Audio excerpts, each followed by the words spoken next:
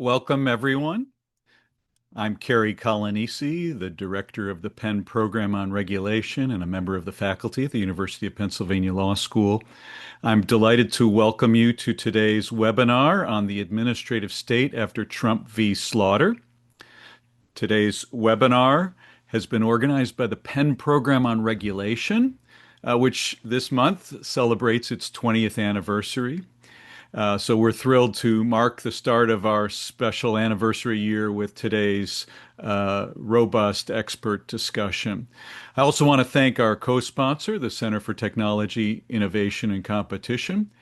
Just a few notes. I'm going to say a few level-setting remarks, and then I will introduce our distinguished panel members, and we'll dedicate around the first 45 minutes or so, perhaps, to a conversation among the panelists before we turn to questions from the audience.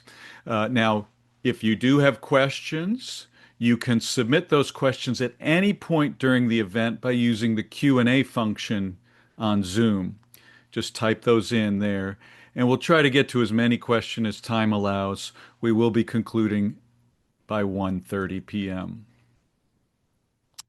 Let me also begin by thanking Andy Coopersmith and all of the folks at the Penn Cary Law School who provided support for our webinar today. We're very grateful to them for their efforts.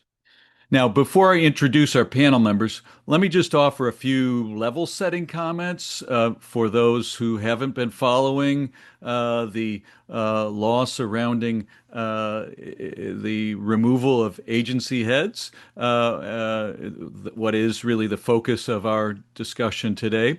I want to just trace out very briefly how the Supreme Court has handled this issue that will be the focus of today's conversation. First, one terminological note. For lawyers, agency independence has long been associated with specific statutory protections given to the heads of some agencies. Not all, but just some. These protections are that they could not be removed by the president for policy differences or for no reason at all. These are sometimes called good cause or for cause protections. And they've often been given by statute to the heads of commissions and boards that are headed by multiple members. And it's this good cause statutory protection that's been often thought of as a signature of formal legal independence of agencies. But lawyers and scholars and others often also use the word independence to mean actual kind of real world independence from White House policies or pressures.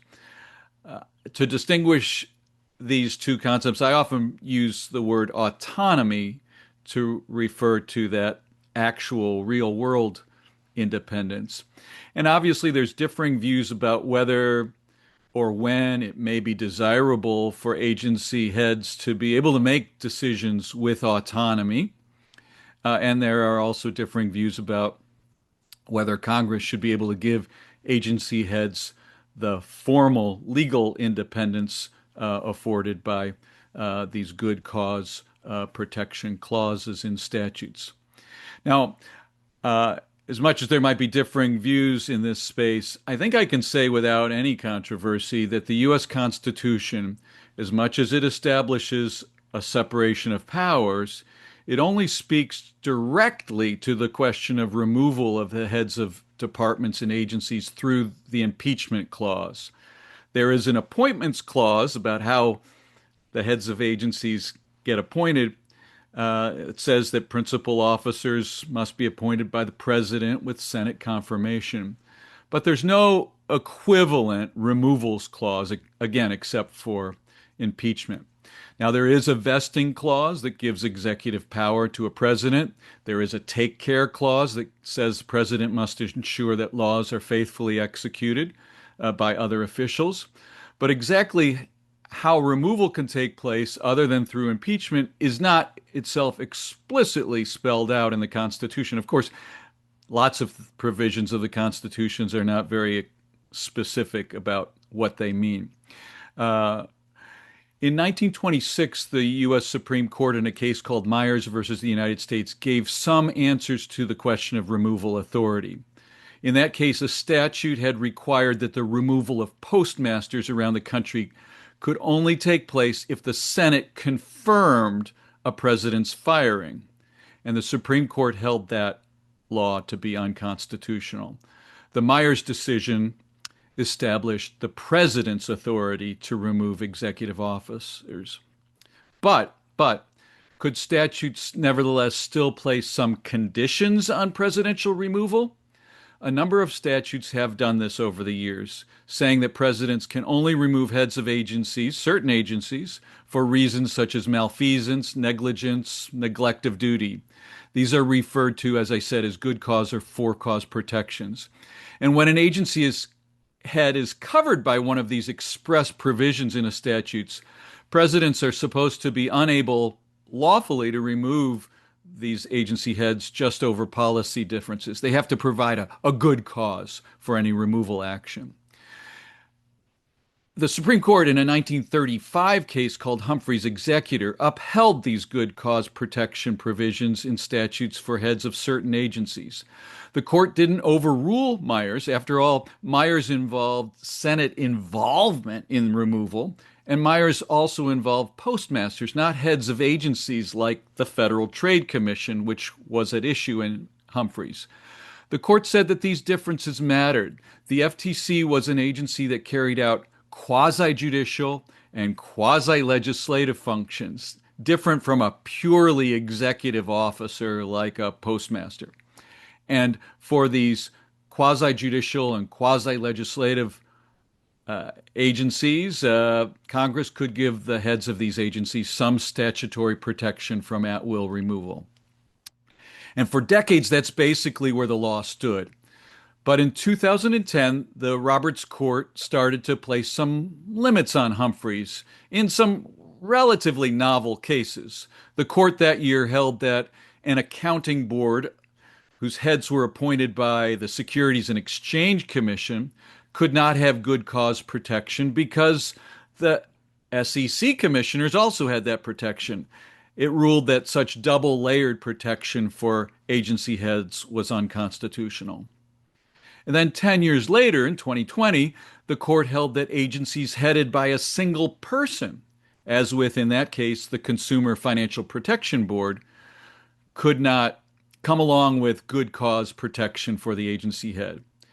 Now, very few, really almost virtually no single-headed agency heads or departments that you would think about have such protection. So that wasn't necessarily a huge decision overall. At commissions like the Federal Trade Commission or the Nuclear Regulatory Commission or the Consumer Product Safety Commission, good cause protections in the statutes were still in place and still constitutional.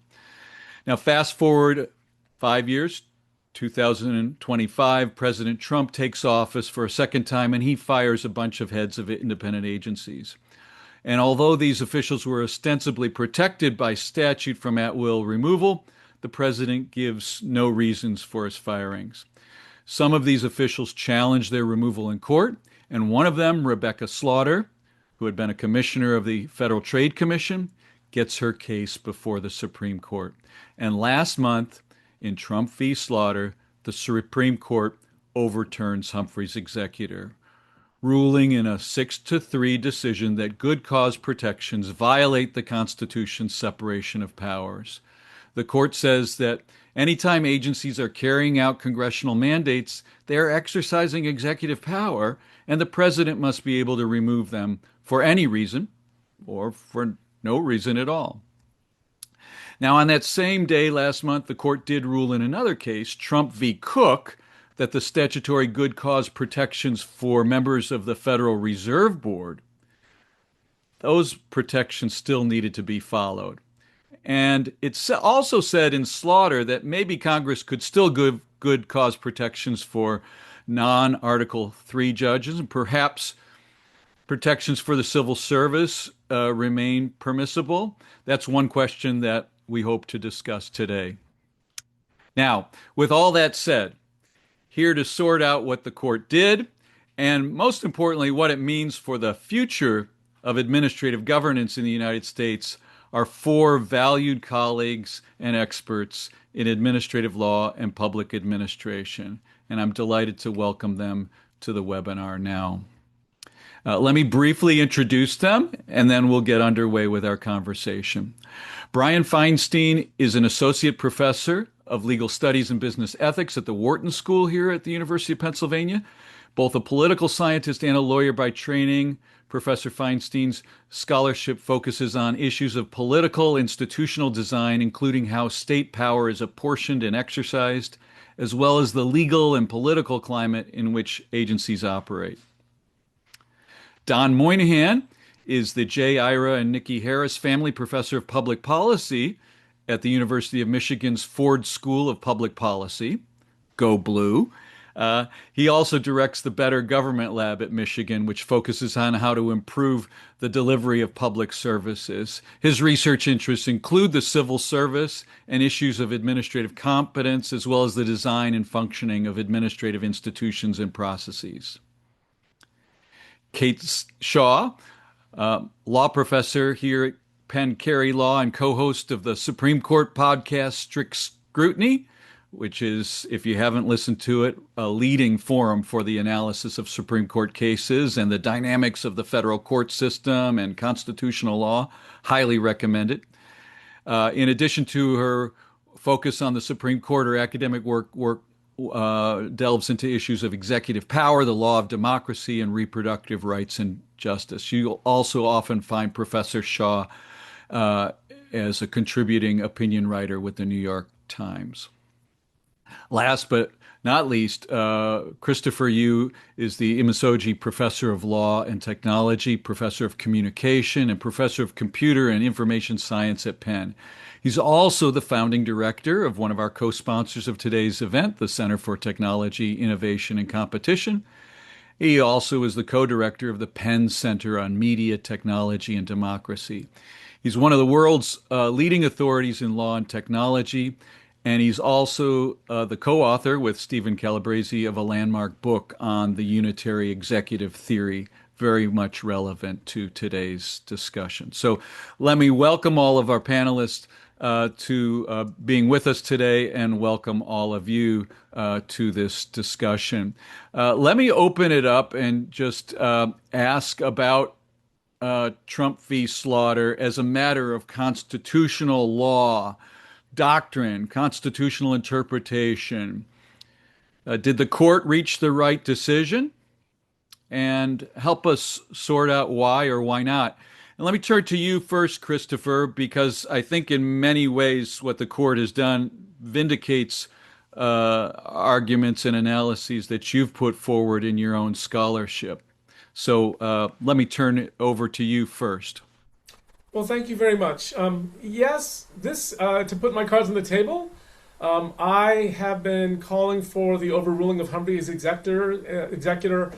I just looked for 30 years, which makes me feel like I earned every single gray hair that's on my head, because that number is much larger than I thought it was going to be. I did file and did write the book that you mentioned on the unitary executive in 2000, published in 2008, and I did file an amicus brief calling for the result that this happened, that the Supreme Court eventually adopted. Of course, much to the chagrin of every amicus writer, without actually mentioning our case, our brief in any way, but that's fine. That's the fate of almost every amicus writer, and if you try to do it to get citations, it's a sort of a futile exercise. So what I would say is that agree or disagree with the decision, I don't think many people are surprised that this was at least a possibility.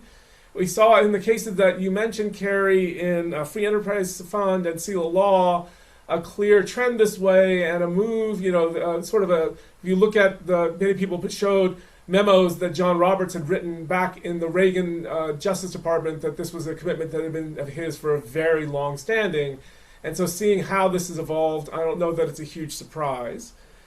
And I would say, you ask about doctrinal and constitutional interpretation specifically, what's striking to me is the structure of the majority's opinion is remarkably similar to the structure of Myers versus United States in 1926, and much of the academic writing that started 30 years ago when I was taking up, when I took up the issue.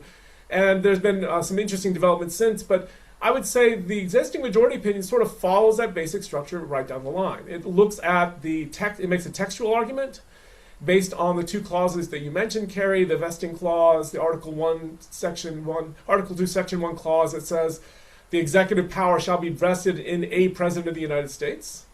There is a historical argument based around the Federalist Papers and around the early decisions of the first Congress in terms of what is often called the decision of 1789, in which the Congress considered and affirmatively rejected these kinds of removal controls. And there is an argument that this has changed over time in the sense the FTC, whatever its role at the time of Humphrey's executors in the 1930s, has now changed to exercise greater power. So say what you will about the veracity of it at its time, and the majority actually says some things about it that are not very complimentary. It does make the additional argument that even if that had some validity, that agency is so different today that the same conclusion wouldn't necessarily hold. But I guess I'll be interested in the conversation. But I do think that the majority's opinion offers a line of reasoning that is very familiar and goes back to books I was reading from the earliest 20th century, picking up many of the same threads, and has following a very well-trod path in terms of how it constructed its argument. Well, Kate, let me invite you to respond to the same question. I suspect your thoughts are a little different than Christopher's. So, how do you view the validity of the court's decision as a matter of law or legal analysis? Well, yes, not surprisingly, I take a pretty different view about what the court did in Slaughter. And I actually just think, just as an initial matter, we kind of do need to view the decision in Slaughter in tandem with a very different decision, the immunity decision in Trump versus United States from 2 years ago. That decision, to my mind, placed the president substantially beyond the reach of the law. And that's, as a formal matter, really about the criminal law. But I think the logic of the opinion makes the president largely unregulable by both Congress and the courts. And that decision did substantially weaken the other two branches of government in their ability to check the president. So technically, very different question, but I think atmospherically and thematically really, really important. And this decision in Slaughter, I think, really doubles down on what I view as those kind of pathologies of Trump versus United States, and that is the court handing the president complete power and control over the leadership of every or nearly every department and agency in government. And the result, like the result in the immunity case, is the elimination of a lot of checks on the president. So both internal checks that agencies that for a long time have had some degree of independence from the president, and also checks provided by Congress, which regularly for the past 150 years, but actually I think since the very beginning, so for the last 250 years, has created and empowered agencies and officials that operate with a degree of independence from the president and from the political winds. And in the last century, those kinds of agencies and officials have importantly included agencies that regulate, the use of nuclear power and the safety of our workplaces and consumer products and chemical hazards and monetary policy and much, much more. And the majority, in kind of sweeping away all of these checks that independence represents, somehow claims that this concentration of power in one person, that is the president, is actually the best way to produce the vigor and activity and that sort of language that harkens back to Hamilton and the Federalist Papers, but that those kind of supporting those qualities and the president's ability to fully embody them is actually necessary to preserve the Constitution's separation of powers. And to my mind, that logic is exactly backwards. And I think that overruling Humphrey's executor, which you've both referred to, Carrie and Christopher, is one part of the story, of course, but I actually think a far more important part of the story is the overturning of really 250 years of practice. So I've been spending a lot of time with founding era materials for a project I'm working on. And here I want to briefly shout out the work of WashU's Peter Castor, who is compiling this comprehensive record of founding era personnel materials, which is fascinating. And let me just say that the early federal government was much weirder and more interesting and varied than I had realized, even after teaching constitutional law for a long time.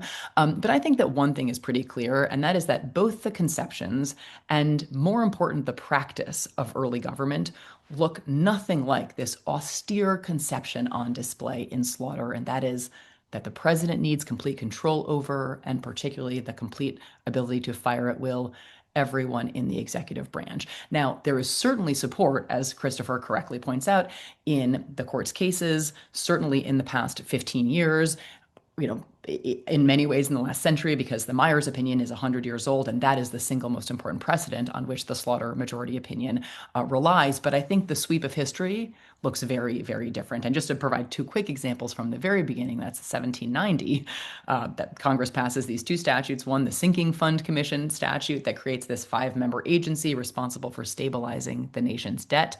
Two of the five members on that commission are the vice president and the chief justice. Those two can obviously not be removed by the president. So this is a body that is at least semi-independent. The chief justice, by statute, is also made a member of the Mint Board. Again, this is an independent individual, not under the control of the president, who is partly responsible for these important treasury functions. And I think there are tons of other examples from like whiskey, taxation and custom collection, individuals with terms of years for which they are to serve, which I think the scholarship very clearly shows was understood to confer protection from at-will removal. Again, many, many other examples. And we can debate the right way to read any specific examples because there is a lot of debate about what they actually mean. But I think the point is that the early years make clear that it was broadly understood that the Constitution gave Congress and the president the leeway to experiment with ways to create a workable government. And that was also true in the late 19th century as Congress created and empowered scores of new agencies. And courts largely stayed out of the way. The court, again, in 1926 in Myers did say this one statute that required Senate consent before removing a postmaster was unconstitutional. And, by, I think, logical extension, this earlier Tenure of Office Act.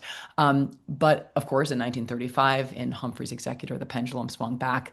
And I'll just wrap by saying the hubris it takes for the court in 2026 to say that everyone has misunderstood the nature of the separation of powers for the last 250 years, and that the six of us will unsettle not just the FTC, but an approach to government that gives Congress and presidents who participated in lawmaking, throughout our history, the leeway to experiment as needs and objectives change, truly boggles the mind. So sorry if I went long, but I'll wrap there. Well, that is ultimately the decision we have. Okay. And I don't want to spend more of our time with relitigating it, but I do want to turn now to what it means for the future. And Brian, maybe I can bring you into on this question here. What does the Slaughter decision mean then for agencies like the FTC that have been previously considered independent? Uh, how I guess one way of putting it is how big of a deal is this? How is that really going to affect what these agencies do or can do? How will it affect the American public ultimately? I'll Well, thanks, start with Gary. you, Brian, and welcome others to join in on this question because I think it's pivotal.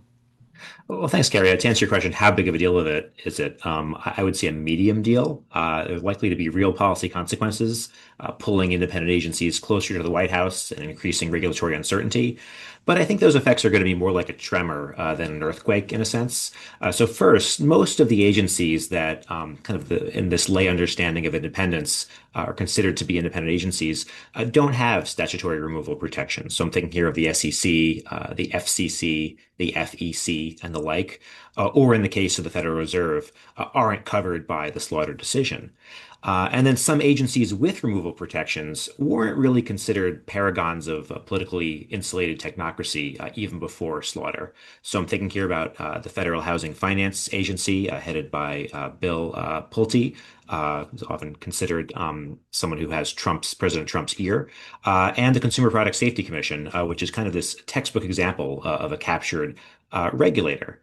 Now, of course, there are some big deal agencies that will be affected. Kerry, you mentioned, of course, the FTC. The NLRB is in that list as well. Given those agencies, and particularly the FTC's economic reach, it's possible to see at-will removal leading to greater regulatory uncertainty. and that uncertainty ultimately being a drag on the economy. The other big deal agency, to use your topology, I think would be the Merit Systems Protection Board, which protects civil servants from politically motivated employment actions. So greater presidential control of the board cuts really to the very heart of its purpose.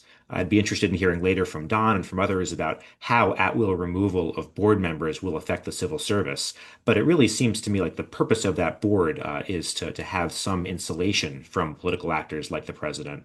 Having board members be removable at will really calls into question that board's functioning. But even for these so-called big deal agencies like the MSPB rather, the FTC and the NLRB, this is kind of a death by a thousand cuts story rather than slaughter being a sea change. So these commissions operate under a strong chair model with the chair who serves at will as chair, playing an outsized role in administration and in agenda setting. And plus, there's been a trend over the last few decades, really across commissions, with more appointment of Hill staffers into commission slots. They tend to be partisan oriented, more frequent departures, more vacancy, more churn. There was a study by David Lewis and Neil Devins a couple years ago surveying high-level leaders in agencies. And they found that independent agencies, these are agencies that formerly had for-cause removal protection, weren't seen as particularly expert or particularly politically insulated.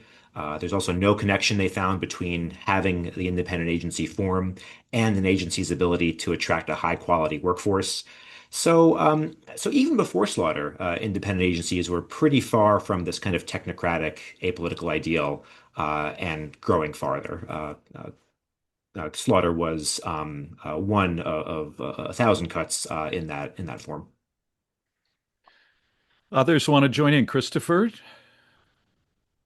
you have to unmute yourself. After all these years on Zoom post-COVID, you'd think I'd learned. But anyway, so I love, Brian, the way you set this up, which is just to make a couple comments. First, I think it's an overstatement to equate removal with agency independence. And there's an interesting article in the Cornell Law Review by Kirti Datla and Richard Revesz. He pointed out that, in fact, independent removal restrictions is only one of 7 dimensions that makes an agency independent. And that, in fact, by removing this, the others being specified tenure, multi-member structure, partisan balance requirements, litigation authority, budget and congressional communication authority, and adjudication authority, that in fact to equate the Humphrey's executor with eliminating all agency independence ignores the fact that it was only one of several statutory levers that Congress has traditionally relied on to make it independent.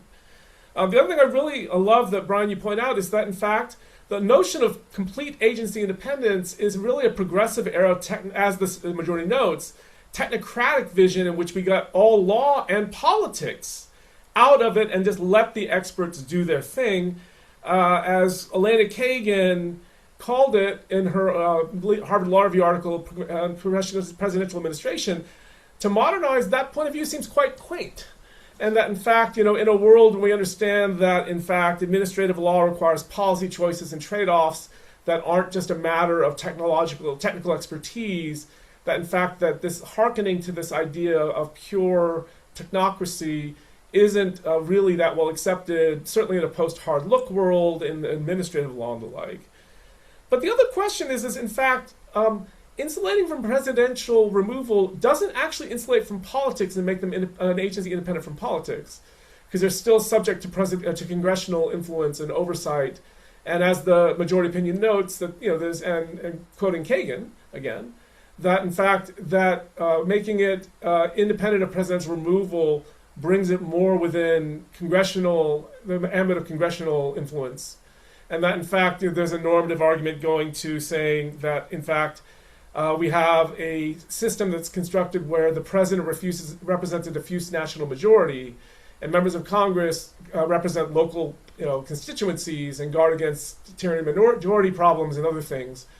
But when only Congress is involved, the chairs of the authorizing committees and the appropriations committees and the specific constituencies they represent are in a position to have an outsized influence. And so there's been always this normative argument about, in fact, that the removing the president from what should be a three-branch balance upsets the Madisonian three-part idea, and that in fact it's not, to say that it's out of politics is actually an overstatement, as the majority notes. It's still going to be there. And there's an open question empirically, which, Brian, as you noted, how independent are these? Many of them aren't. In fact, there's some empirical literature on this. But my favorite moment of this is an issue that we did our prep call. It's an issue that I've been writing about, another one I've been writing about for over 20 years, which is an issue called net neutrality. Don't want to get into the merits, but the bottom line was the FCC had noticed up an issue, a resolution that was planning to go one direction, and Tom Wheeler was clear, the FCC chair was clearly favoring it. Obama made a speech going a different direction. Tom Wheeler's first reaction was, "We're an independent agency. We don't take direction from the presidency." And then after watching the politics unfold, they found, just as Kagan predicted, it's fairly irresistible it's pretty hard to resist a call from the bully pulpit to go in one direction. And then Tom Wheeler eventually became one of the biggest advocates of the outcome that the president had advocated. So the idea that these sorts of things of independence, that removal restrictions is enough to make them insulated from presidential influence or control, is hard to justify when you look at the broad sweep, and it's certainly it's more complicated than that, than simply saying that this one factor is going to determine whether the president has the ability to influence things or not. Can I quickly respond, Carrie? Yeah, by all means. Anybody else, please join in. Yeah, I just want to, I'll just briefly say that I think, to my mind, everything that Brian and Christopher just said about how kind of not perfectly independent agencies were, that the president actually still had a lot of control, doesn't in any way shore up the majority's conclusion. In some ways, like, it undermines it. So, this was a constitutional settlement. I wasn't suggesting that these agencies are a paragon of independence or that they perfectly implement this progressive era ideal of kind of, technocratic sort of apolitical policymaking, just that they reflect a balance in which that is one value and presidential control is another one. And these powerful presidentially designated chairs are one way that that value of presidential control is implemented. And so is the ability to remove for cause. That's not something presidents have really tested, because they have preferred to either assert a plenary authority to remove or just abide by these for cause protections. But the constitutional settlement that I view the court as having fundamentally unsettled in Slaughter, though obviously there were pieces in place before Slaughter was decided, and really important ones, gave expression to those competing values. And in some ways, the arguments that we were just hearing about, that these agencies were not doing that important a job of really staying independent from the president. So fine. So maybe independence isn't something that Congress should implement, should pass into law if it's not working that well. But that as a justification for the court concluding that it's an intolerable constitutional impediment for the president under Article 2 is just a hard argument for me to follow or accept. Well, Don, let me turn to you. First, Brian invoked you, so I welcome you to bring your thoughts into what he was saying. But also, I want to shift a little bit and just turn our attention to what the court did the same day as it decided Slaughter. In fact, even in Slaughter itself, it highlights the possibility in Slaughter of an exception for the Federal Reserve, and then in Trump v. Cook, it acts as if the good cause protections are constitutionally valid. There's no other way, it seems to me at least, to see what the court is doing in Trump v. Cook as making any sense at all if there isn't a Federal Reserve exception. Can that exception be squared with the reasoning in Slaughter? Don, please feel free to weigh in on this, or also to pick up the thread from the previous question as well. I'll start by weighing in on that question, and then I'll go back to the previous thread. The fact that people were immediately making jokes about the inconsistency in reasoning there, I think, holds it up to um, a standard where, if someone can say something like it's the 401k carve out, protect the Federal Reserve, that doesn't apply to every other agency. It does reduce the credibility of the court's reasoning. Like, is independence in some format, does that value of being protected, does that hold only in the cases of the Federal Reserve? And the implication, I think, where the court says it does, is that much like the president itself, the only constraining factor on the court seems to be the economy rather than anything else. And so the incongruity between the two decisions on the same day, I think, undermines the Slaughter decision. On the Slaughter decision itself, is it a small deal, medium-sized deal, or a big deal? Um, if you take the immediate reaction of two observers, Steve Laddick said this is the most important separation of powers ruling of the 21st century. And then the other major observer we might care about, the president said, um, this greatly increases presidential power at a time it is most needed. And so those are two actors with very different worldviews who both come to the conclusion that this decision has a large effect. I think it's reasonable maybe to disagree with them because there's a lot of ambiguity in the decision, which I think we'll get into later. But for example, some of the immediate implications, if you look at multi-member commissions, where the president can now effectively remove people until they drop below a quorum or drop it to a single member, and so that then these commissions are unable to act, or the commissions get redefined so the majority is a single member of the quorum.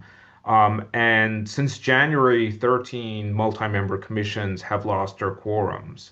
And so the removal power does operate in tandem with some of these other protections for independence, like quorums that I think Congress has an interest in shoring up. Something like the Merit Systems Protection Board, I think, is a very good illustration of how this is a big deal. The facts on the ground are if you are a federal employee at any level today and you get fired by the president, where he sends you a two-line email saying, because of my Article 2 powers, you were gone, and there's no effort to make a for cause claim, you're pretty much out of options, right? You have very few options. You can't really go through the Merit Systems Protection Board at this point and expect a reasonable hearing. And so the de facto reality is that the civil service laws and constraints that we took for granted for decades no longer hold. And I think Slaughter is a big deal, partly because at some point the Trump administration sees this decision as a green light to push further. And as we'll talk about later, I think they will get to the point where they're going to make the argument that it's not just principal officers, it's going to be any subordinate officer. And that was the language Robert used in the opinion. He didn't talk as much about principal officers, he talked a lot about subordinate officers, which could be, any white collar worker working within the federal government. And so I think time will tell how big of a deal it is, but my concern is this administration will push very, very aggressively to make this a cornerstone in a unitary executive theory model of governing. Brian, let me turn it back to you. You also do a lot of work on financial regulation. Do you have thoughts about the consistency of what Don called, or at least said others are calling, the 401k exception for the Federal Reserve? Yeah, I agree with Don that they do seem inconsistent. So essentially, from Cook and from Slaughter, the reason they set up this exception is this so-called distinct historical tradition. So we had a first Bank of the United States set up in the first Congress, a second Bank of the United States also set up in the early Republic.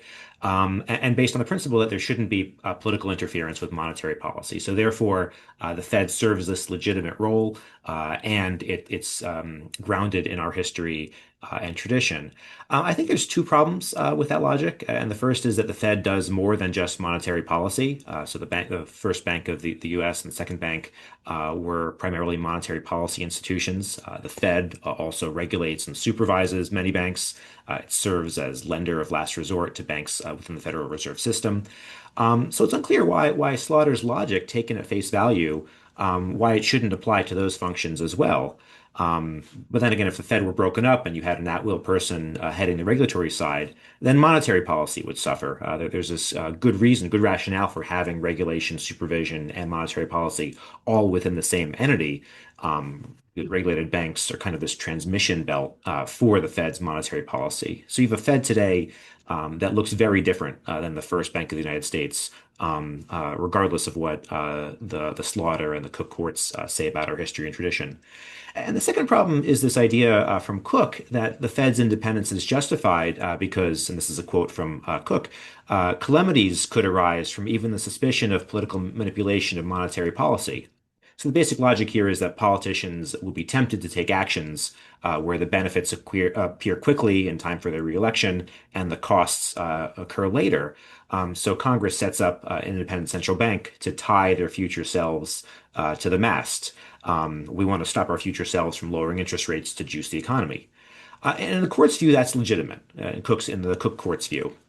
But the problem with that logic is there's lots of regulatory subjects that have a similar profile, where politicians' time horizons would tempt them to pursue short-term benefits and discount longer-term risks. So, President controlling Fannie Mae and Freddie Mac's regulator could relax lending standards to boost the housing sector in the short term and risk a housing crisis in the longer term. So, the FHFA has for cause removal protection. A president could have lax nuclear plant permitting to bring down energy prices during his term in office, with the risks being borne over a longer time horizon. So we have a nuclear regulatory commission with for cause removal protection. So basically, my point is there's nothing distinctive about the calamities that could arise from political manipulation of monetary policy versus a lot of other policy areas where politicians' time horizons are such that they want to tie their future selves. And it seems, I won't use that 401k exception that Don does, but it does seem like there's nothing legally or as a policy matter that should distinguish monetary policy here.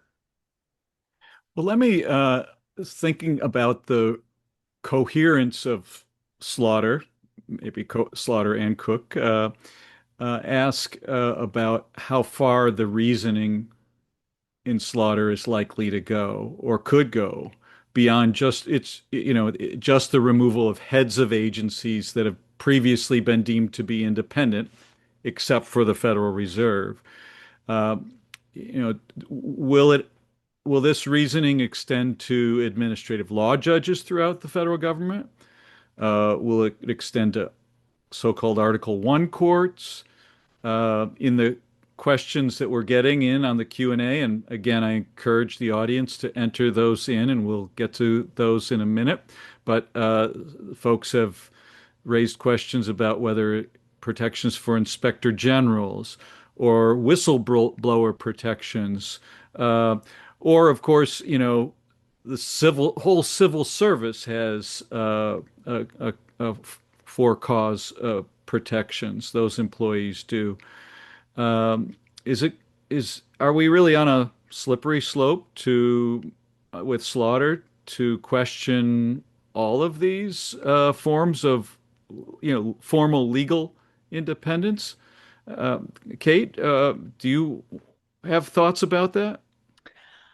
I'm very torn. I think that it is the court did not go out of its way to assuage concerns that Slaughter could have like very, very broad, virtually limitless application. It just sort of said about first, Article 1 courts, like, the tax court or the Court of Federal Claims. It said basically the permissibility of these protections, like protections for judges on non-Article 3 courts, quote, is not presented or briefed in this case and poses a different set of questions. We leave those questions for another day. Not that comforting, although it's clearly saying, it's not a zero-step matter to simply invalidate those protections on the basis of slaughter. But it also, I think, doesn't suggest they're necessarily safe from challenge. Um, I think that maybe I'll just start with those and then briefly talk about ALJs and then civil servants. I mean, there's lots of ways that I think that the court might think differently about these bodies, these, Article 1 adjudicative bodies. Some of them, Armed Forces Court, Veterans Claims Court, are distinct because Congress has distinct powers in the context of regulating the military. And so those are kind of distinct. There might be bespoke exceptions, like the Fed exception that apply to other courts. It may be that the court says that these are not exercising executive power at all. And so there's a different line of cases that are relevant. Gorsuch, in his concurrence, says, well, yeah, that's concerning, actually. They're exercising adjudicative power, judicial power, and legislative power, and maybe there's a delegation problem writ large, he seems to suggest. So if I were sitting on one of those courts, I would be concerned, although I certainly think the court has lots of ways it could distinguish those bodies from the FTC. I'm sorry if that's sort of non-committal, but I think it's just really hard to know right now. As to, administrative law judges, these are inferior officers who, under the court's Arthrex decision, which I think we haven't talked about, so long as their decisions are reviewable by a principal officer, the court says pretty clearly that that's okay. That's consistent, but because the president controls the principal officer and can remove the principal officer who gives direction to and can review the work of, say, ALJs. They were patent judges at issue in Arthrex. And so I think on that logic, they should be fine, but the majority in Slaughter doesn't cite Arthrex, and I'm not totally sure that the court is going to have the courage of its convictions. That was a slightly peculiar case in the way that the court devised the remedy. So I'm not positive, although I think that they should be fine. And then to me, the big question is the civil service. And I think that in some ways, the logic of the court's decision in Slaughter, the president has to have complete control over those who execute the law, applies to huge portions of the 2 million person workforce that is the federal civil service. Not everybody, possibly, but a lot of people. And certainly, as Don already alluded to, the administration has defended some of its terminations of civil servants with one line justifications, reason for termination, basically Article 2, full stop. So they're certainly at least testing the argument. They haven't made it in a full-throated way in the Supreme Court. In Slaughter, the Solicitor General was very careful to say we're not challenging civil service protections. But I think that when push comes to shove, they may argue that the president has complete authority to terminate essentially everyone in the executive branch. That's maybe a distinct question from the front-end hiring questions. Can Congress still regulate the hiring of civil servants, but the president gets to fire everybody? I suppose you could draw a distinction there. But I guess that I think that there are many important and historically grounded ways to distinguish what the court did in Slaughter with these high-ranking officials and the federal workforce, the civil service. But I also think the logic of the court's opinion raises real questions about the future under this conception of executive power of civil service protections. Your point about how the court in Slaughter says these will be questions for another day or they're not before us today might be worth comparing how the Myers Court itself dealt with some of these questions, because as Christopher said, Myers seems to be what the Slaughter Court relies on a lot, but the Myers decision, the opinion itself, seems to place some limits that might exist on presidential removal for quasi-judicial duties, ministerial duties, inferior officers. So I don't know if Myers is a bulwark here for some of these lower officials. Don, do you want to just add anything? I know you started off by talking about some of the civil service, but do you want to add anything in this regard about Slaughter and how far it might go? Yeah, very briefly, a couple of things. One is also Andrea Katz wrote this wonderful essay about the Myers decision and Taft's views about the civil service system that pointed out, among other things, that Taft viewed had a preference for pushing a lot of these positions into merit-based civil service positions. And so in some ways you could read Myers in the way that Roberts reads it, but Katz argues that Taft would look at how that decision has been used today and would not be maybe happy with the reasoning that's been applied to it. And so I invite people to take a look at that essay if you can Google Andrea Katz and Taft. Um, the second thing I want to say is we are talking a lot about the court, but the administration here is also an actor, and they have an agenda. And in many ways, I think there is a signaling game going on between the administration and the courts. And I will highlight this in the context of what was previously known as Schedule F, now is known as Schedule Policy Career, where in the first Trump administration, the argument that certain classes of career civil servants were engaged in policymaking roles and therefore they needed to be at-will removals was advanced. And if you trace the language of the actors involved, they would say things like every federal employee should serve at the pleasure of the president. Um, in the actual language of the rules, they invoke things like the Civil Service Reform Act. The second Trump administration comes around, they're no longer relying exclusively on language from the Civil Service Reform Act. They are now making constitutional arguments that it would be constitutionally incorrect to limit the president's ability to remove people in these positions, and they will surely rely on slaughter if this case goes to the Supreme Court, and they will surely say, "Look, we're drawing on Chief Justice Roberts' language about subordinates here." And I think they have very much felt encouragement from the court to make this argument. And if you look at that rule that was issued about scheduled policy career, I think it's a rule that ignores a lot of empirical evidence about what constitutes good performance in government.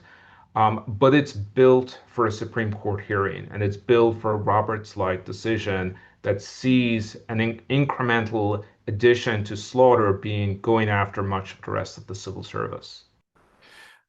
Let me ask now if there's any room for Congress to do anything if it wants to preserve a degree of operational autonomy for an agency going forward. And one of the questions in the Q&A from the audience members puts it this way. Trump v. Slaughter says nothing about cronyism, agency capture, or corrupt investigations or declinations of regulated entities. How might Congress respond to those kind of harms? Are there ways, for example, the questioner asks, for lawmakers to insulate an expert vaccine advisory board in a way that protects the public health? Christopher, what options remain for Congress if Congress sees a need in certain instances for operational autonomy? There's the other dimensions I mentioned before, which is, I can repeat, that it's not just about removal, but even beyond statutory limitations that Congress can imply, there's always been, in addition, beyond that, appointment, appropriations power, authorization power, oversight, hearings, and I know agency officials really dread those hearings. I mean, they can be quite effective, casework, and there's a lot of different dimensions that can play in here. The other thing is to go into what Justice Gorsuch is getting at. The other way, is to stop giving agencies such open-ended delegations.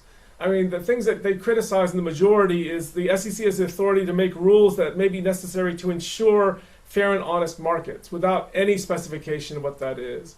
The FCC is authorized to license for the public interest in necessity and convenience. And one argument would be is that instead of giving blank checks to agencies, you actually give them more limited authority, and then in a sense it's easier to hold them accountable.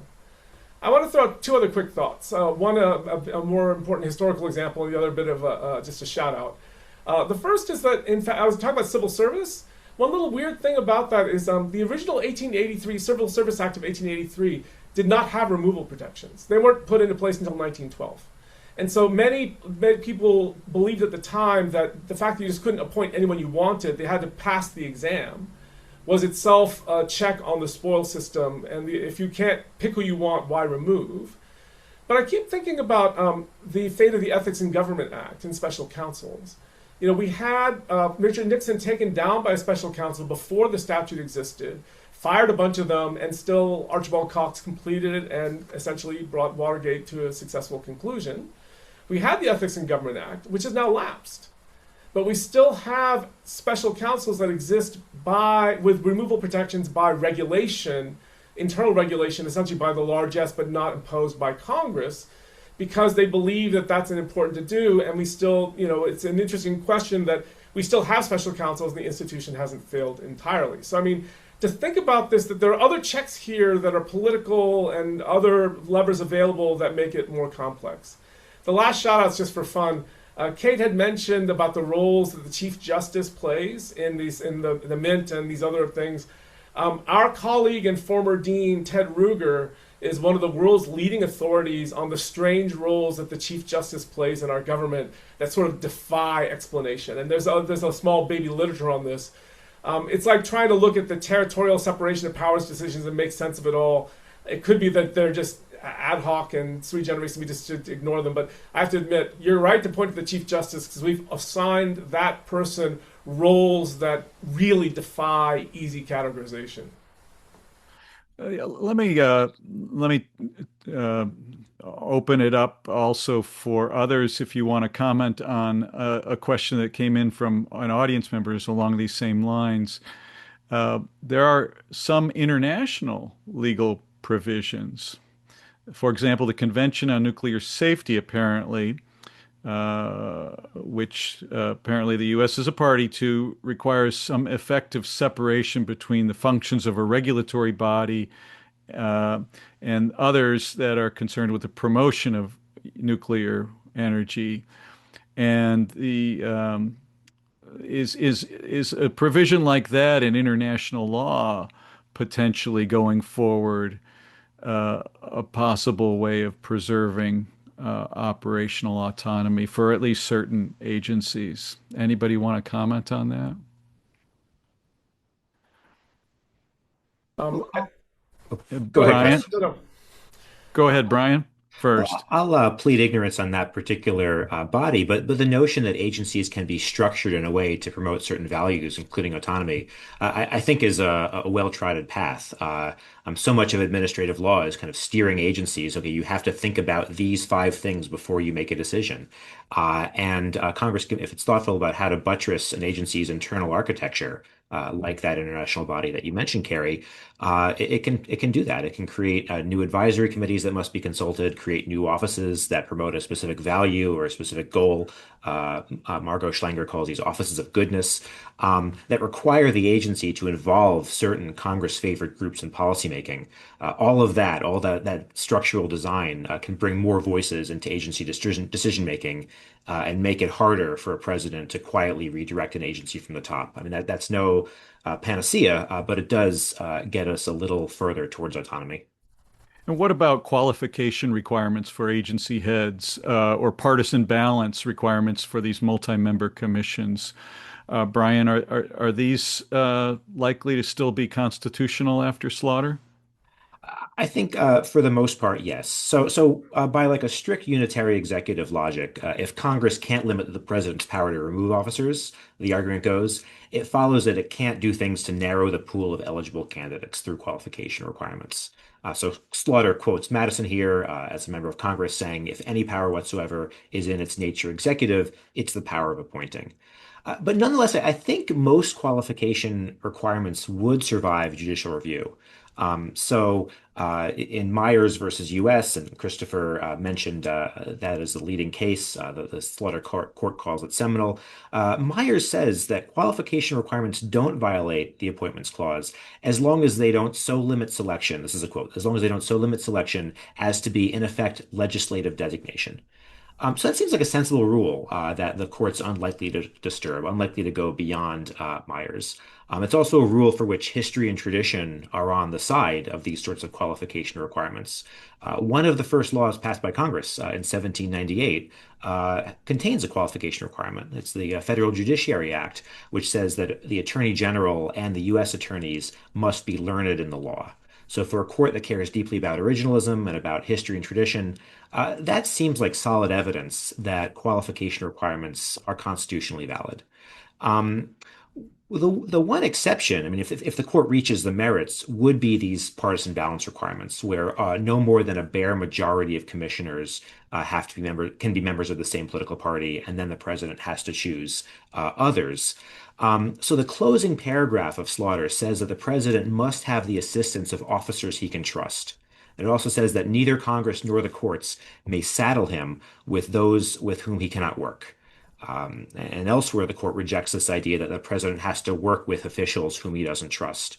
All of that, I think, all of that language sets up very well for a challenge to partisan balance requirements, which essentially compel presidents to appoint their political opponents, appoint people with whom they cannot work. Now, as a practical matter, that might all be dead letter, since after Slaughter, an opposing party commissioner can simply be removed for voting against a president's wishes. But I do think, to sum up, most qualification requirements based on their history and tradition and based on their proving language in Myers could survive a challenge. Partisan balance requirements, though, I wouldn't bet on those holding on too much longer. So, Yeah, Carrie, yeah, go I'll ahead. answer the question you asked that Brian ducked, which is I would argue I know I'm not an international law expert, and I know just enough to be dangerous, and people would say I know even less, which just makes me flat out dangerous. But anyway, you'll go But forward. I'm a law professor, so I hold forth anyway. That's just what we do. So the international law is kind of funny in the sense that there are a couple premises. One is that we have no larger normative commitments, and that states are states, and it's just what it's the old-fashioned idea, the old Westphalian idea. It's just the projection of power through other means, and in fact that there are no norms that exist. There was a time maybe 20 years ago we're saying, is democracy a norm that we can external norm we can import into international law? The answer is we're pretty much jurisdiction by consent. And the significant example, the only significant exception to that to me is the World Trade Organization, which actually has broader authority, which has been largely been rendered a dead letter, primarily by the U.S. failing to appoint a member to the appellate body and different things. So I would say that in terms of international law has traditionally not been an extremely fertile source of imposing norms on countries from the outside, sort of by design. I actually agree with Brian too. I don't think qualifications are an issue. It's funny. It's possible to have. I wrote a book called The Unitary Executive. I do believe in it, but I actually think the amount of power in it is almost exclusively limited to removal. And and that doesn't necessarily mean that you could not put a learned in the law requirement or other requirements on different aspects of positions.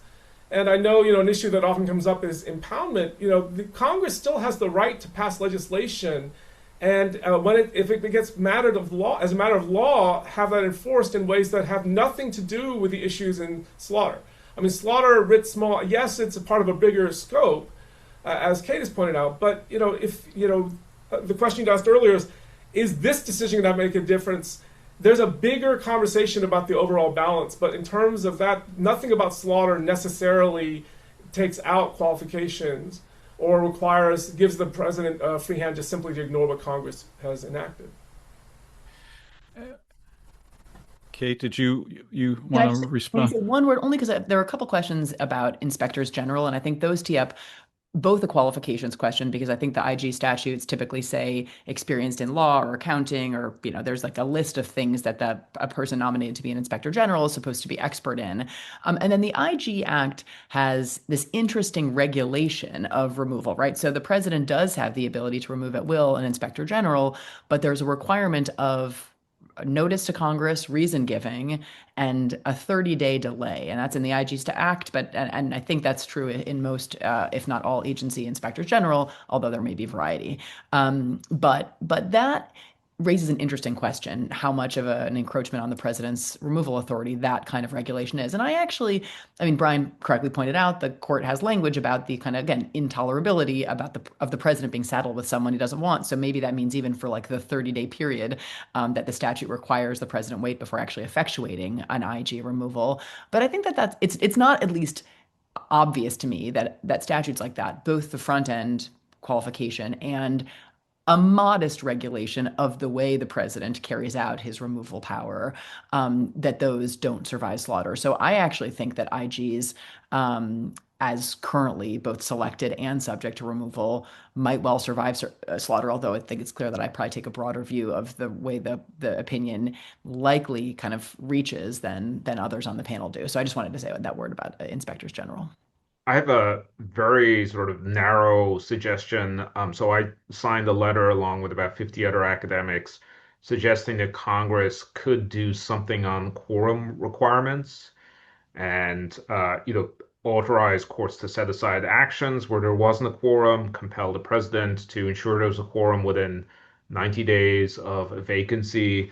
Um, Maybe trigger congressional investigations if the president removes someone from a commission, but at least do something to establish the right of Congress to say, look, we have to have X number of people on these bodies as written, rather than to allow the president to unilaterally whittle them down to one, and that one person that he happens to like. These are great insights and appreciate the conversation very much. If I may take a moderator's prerogative to just interpose one comment about the possibility of international law entering in. I wonder, and it's really more of a question, I wonder if it's closer to what Christopher you mentioned about special counsels being protected from at-will removal by regulation, executive action. International law, whether it's executive agreements or full-blown treaties, have the president really front and center in creating those. And maybe it's a little less, slaughter's a little less applicable in those contexts if it's not Congress taking the lead and hampering the president, but the president sort of self-regulating and tying the president's hands in removing certain agency heads because of the need to, demonstrate that kind of independence for international purposes. I think it's well taken. To quote something from popular culture right now, Odysseus does sometimes tie himself to the mast. Yeah. And the answer is, the classic example in international law, by the way, is nationalization of industries, which is something within the sovereign power of every country. But if you don't have faith in the institution that they won't expropriate value, you won't get foreign direct investment. And so there's a whole literature about how countries voluntarily undertake restrictions to create an environment that people have greater confidence in.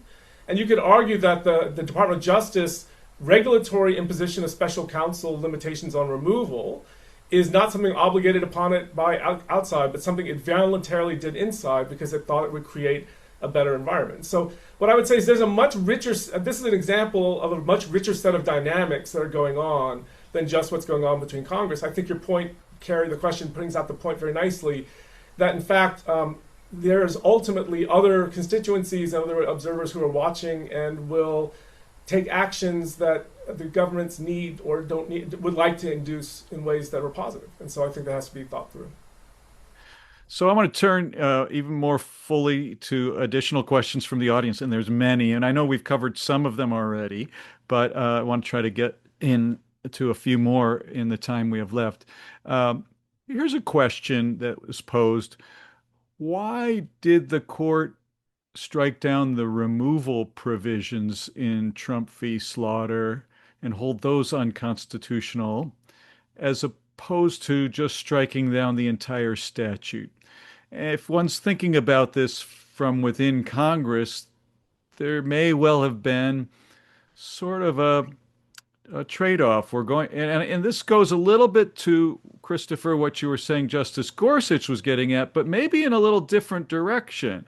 That is, maybe members of Congress were willing to give authority to agencies when they knew that they couldn't be tampered with by the White House as much or as easily.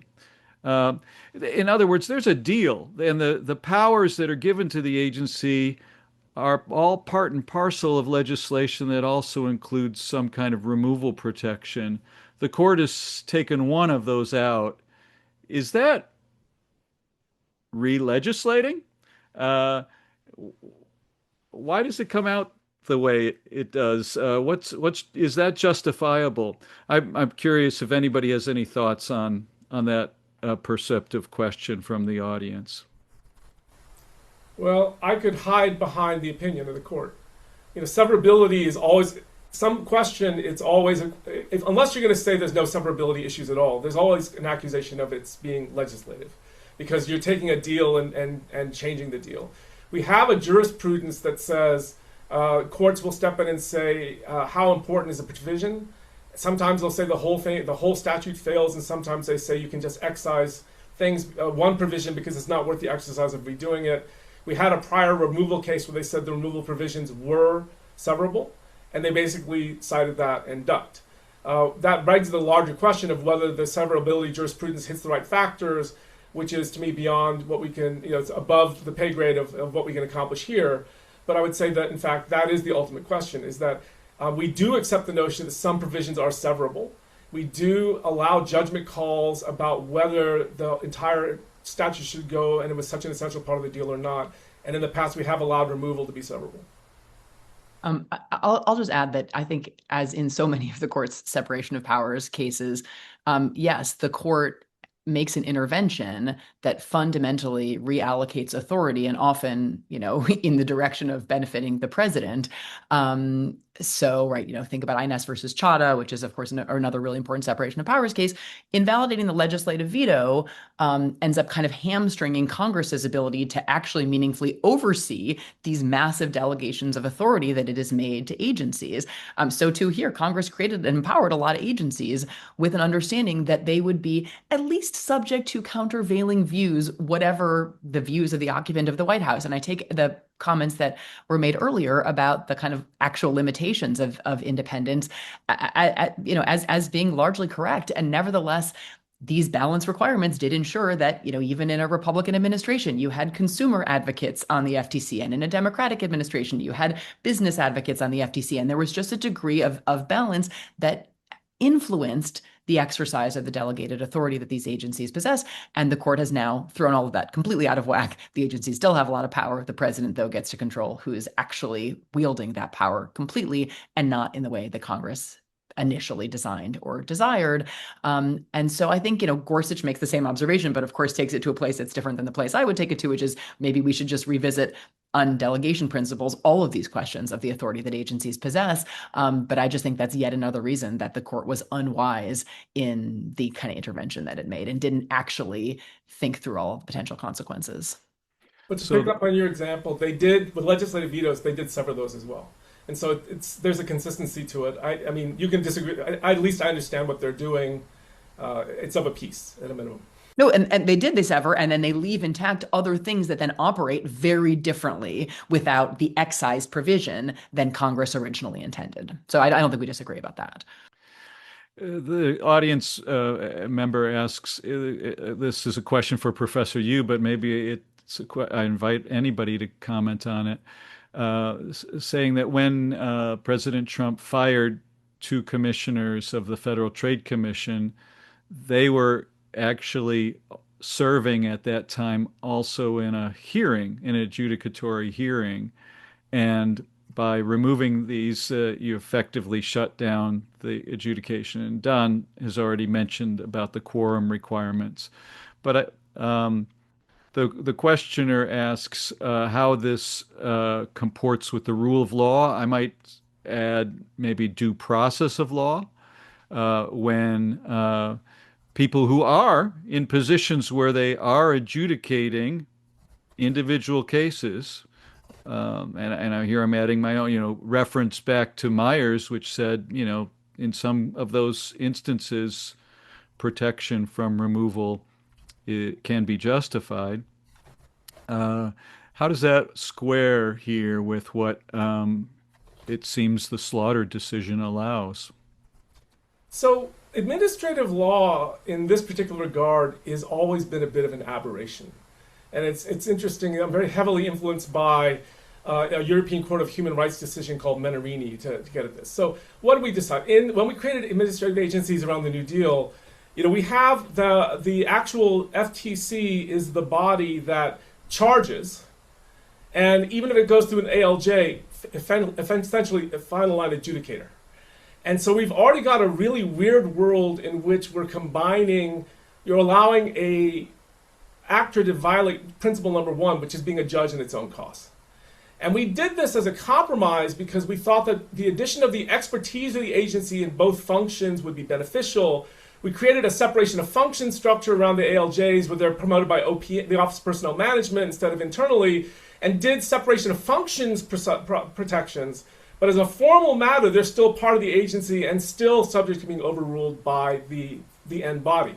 So the funny thing is there are fundamental weird problems laying in the fact of how we constructed it. I'll throw a couple more out there, which is there's an interesting debate right now. The whole notion of multi-member agencies, again, was from this progressive era idea of partisan balance and the like. And it's not entirely clear particularly in a world, as Brian noted, where we have president chooses the chair and chair dominates all these agencies. Unless you have a revolt from one of the majority commissioners, basically they set the agendas, so they can even head off a revolt, but they're largely in control. And there's a wonderful set of questions in later independent agencies like the EPA. We've created them as single agency heads. And so there's a fundamental question there about whether we've learned anything about good design. Last thing about quorum. One of the oddities of the FTC, its quorum requirement is 2. So oddly enough, if you had a majority of 3-2, you still have a Republican majority. Actually, the FTC can do business with 2 commissioners as an official matter. And so the interesting question, by removing 2 Democratic commissioners, it's not clear necessarily that that's going to prevent the agency from doing its business.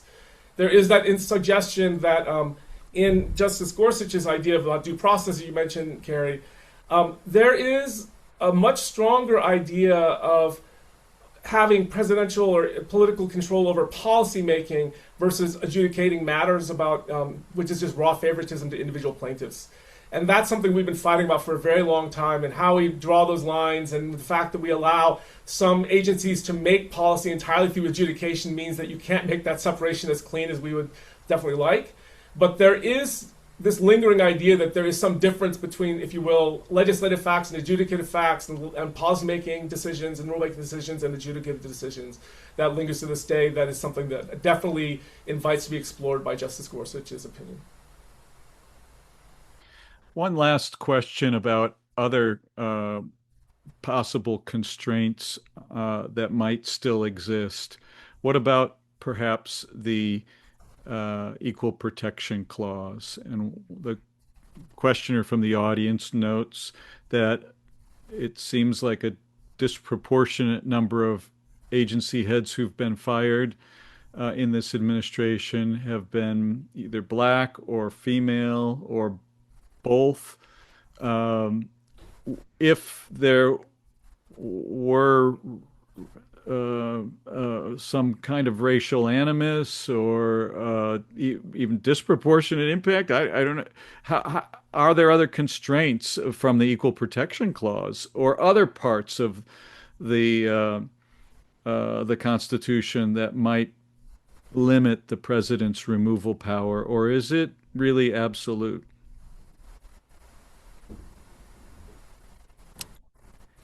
After Trump v. Slaughter, is it absolute? So I'll take a shot. Hard to know.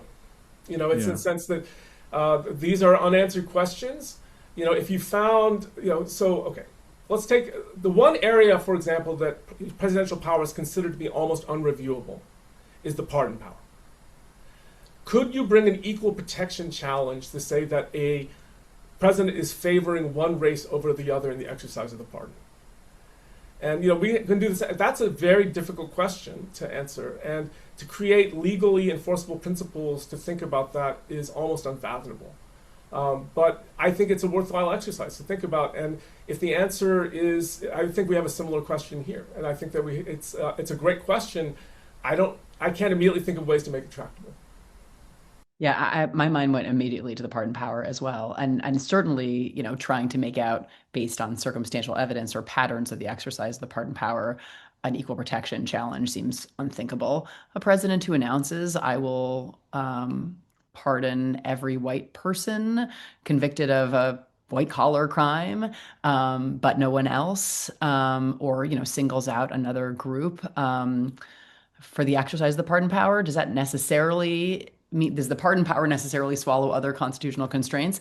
Maybe not in a truly extreme case, but it would need to be a truly extreme case. I thought about the hypo in the context of a promise pardon, not just like patterns that are observed, but a promise pardon that tracked partisanship or something like that. Pardon every Republican convicted of a crime, something like that. That's said and then done. Like, so the kind of evidentiary questions are not so central. I don't think the pardon power is absolute. I think it's one of his most absolute powers, but not absolute. And so I do think that the removal power isn't either. And I also do think Cook is useful here in that, obviously, the administration doesn't challenge the constraint on the president's authority. Just says, yes, the statute in the the provision rather in the Fed statute is permissible, but the president, nevertheless was able to fire her for cause because there was some cause, and courts can't really review very well what the cause is. But anyway, the due process protections that attach there seem to be something the court recognizes. So even with a very high level official, I'm not sure that guarantees of equality or due process of law necessarily evaporate simply because the president possesses very broad, if not absolute powers. But I'll agree with Christopher's opening, which is that it's very hard to see an argument like that getting traction, short of something quite extreme. Yeah. Well, what is not so extreme or limitless is our time together today. And we're rapidly closing in. I'm sorry for those in the audience whose questions we didn't get to. I would like to wrap it up by asking each panel member for just some closing thoughts. Ask you maybe to think about the bigger picture into which Trump v. Slaughter fits. And maybe you can say what you see this decision in combination with other recent decisions of the Supreme Court on administrative law matters, beyond the immunity decision that, Kate, you already mentioned earlier, but how about the overruling of the Chevron doctrine or the announcement of a major questions doctrine? What does all of this mean for the future of administrative governance in the United States? Let me ask each of you in turn. We'll go in alphabetical order. So, Brian, first. Yeah, it's certainly wrapped up with these other cases that you mentioned, less deference to agencies' interpretations of their own organic statutes, a robust major questions doctrine that reduces their ability to address subjects of major economic and political significance pursuant to broad delegations.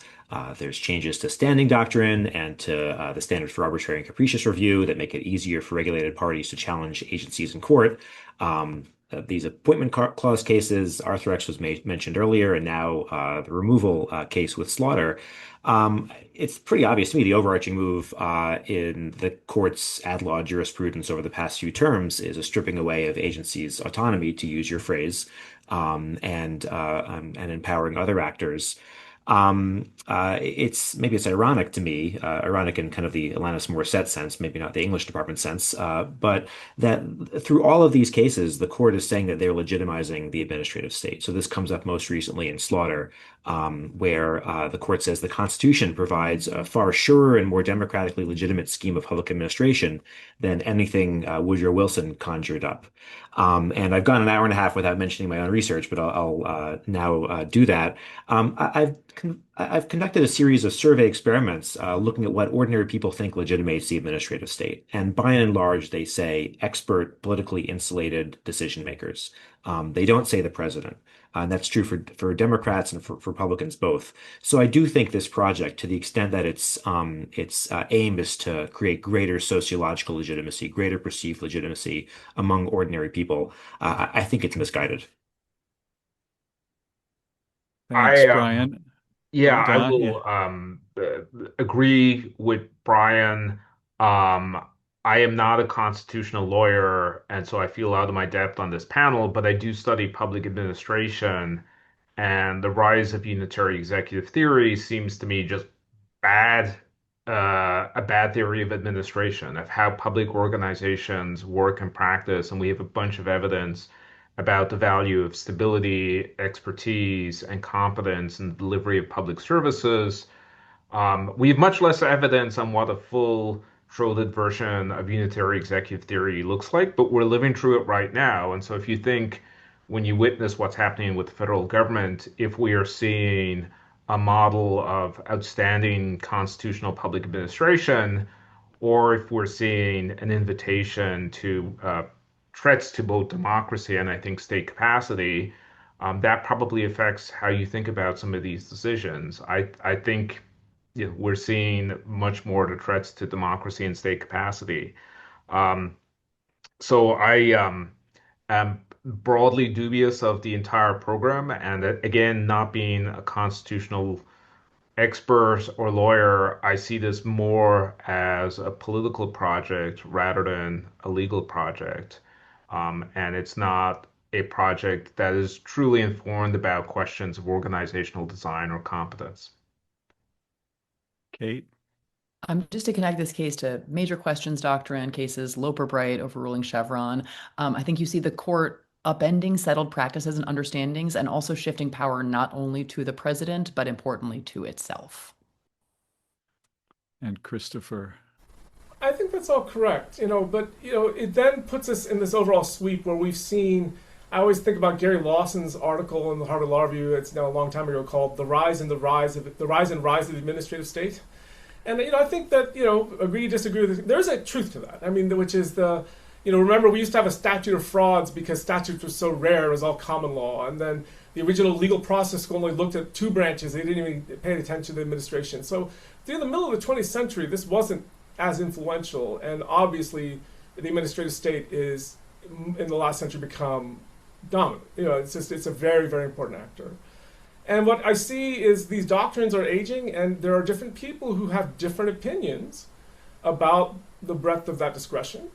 And I think we're seeing here a Supreme Court weighing in on one idea, but we're going to see a broader discourse among all the different actors, the political branches, and states and federal, and trying to figure this out. And it's a real possibility we're in the middle of a recalibration of what we think that how much we're going to give them. And for better for worse, as Don, you said it very nicely, we are under a real world experiment. I guess as academics, we're supposed to like variation because that's how we learn.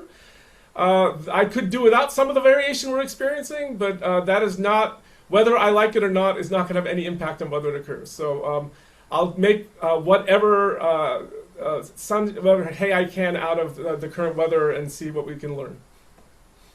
Well, this is indeed a period of, I think, disequilibrium or punctuation in an equilibrium in the administrative governance game, as Dan Walters and I have put it forward. It's a dynamic game too, and what that means is that these issues will continue. The responses that may take place by Congress, by future courts, by future presidents will all be part of that ongoing administrative game, that dynamism. We can hope that it will be something that leads us to a new and hopefully better equilibrium, but we can be sure that it will also allow us numerous future opportunities to come together for conversations like we've had today. And for that, I want to thank each of our panel members, Christopher, Brian, Don, Kate. Thank you very much for sharing your thoughts with us today. And thank you to all of the members of the audience who have joined us today. We will conclude now and wish everybody a good rest of the day. Take care.